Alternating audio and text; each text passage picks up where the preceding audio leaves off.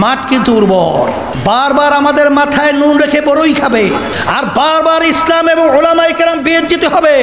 এক শ্রেণীর নাস্তিকের দলেরা আজকে ওদের সাহস বেড়ে গেছে, ওরা ওলামায়ে কেরামদের প্রতি হাত উঠাচ্ছে।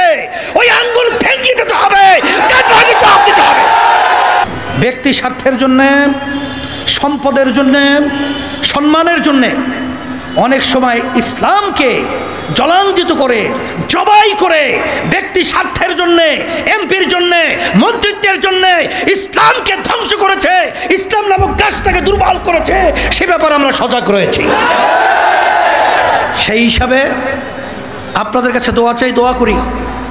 মাঠ কিন্তু উর্বর। বারবার আমাদের মাথায় নুন রেখে বড়ই খাবে, আর বারবার ইসলাম এবং ওলামায়ে কেরাম বেইজ্জত হবে। আজকে বাংলাদেশের মধ্যে শতকরা 92 জনের মুসলমান বসবাস করে। সেখানে দেখেন, যারা নাকি বর্তমানে অন্তর্বর্তীকালীন সরকার দেশ চালায়, তারা শিক্ষা কমিশন গঠন করেছে পাঠ্যসূচি সংস্কারের জন্য। আবার তারাই সেটা পরিবর্তন করেছে।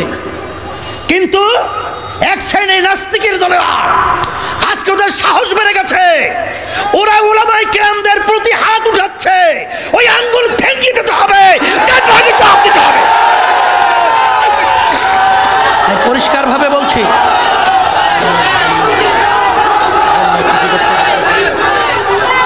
আপনারা লক্ষ্য করেছেন, শোনেন, আমরা কিন্তু উচ্ছৃঙ্খল জাতি নয়, আমরা কিন্তু সভ্য জাতি।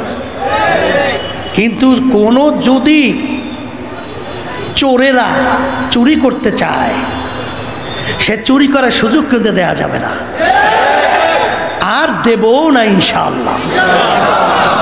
আমরা পরিষ্কারভাবে বলছি, আপনারা দেখবেন দেশের জন্য এবং যে মানুষগুলো বিভিন্ন সময় ফেনী সহ বন্যা যখন কবলিত হয়ে অসহায় অবস্থায় যখন তারা দিন রাত্রি যাপন করছিল, তাদের আত্মীয় স্বজনের সাথে যোগাযোগ বন্ধ হয়ে গেছিল, তখন দেখেছেন ইসলামী আন্দোলন, ওলামায়ে কেরাম কীভাবে তাদের পাশে স্বতঃস্ফূর্তভাবে দিন রাত তাদের পাশে এসে তাদের সহযোগিতা করেছিল। দেশের জন্য যারা কিছু করেছে, আমি বলবো তাও ওলামায়ে কেরাম, ইসলামী আন্দোলন বাংলাদেশ সহ সমস্ত সহযোগী সংগঠনগুলো করেছে।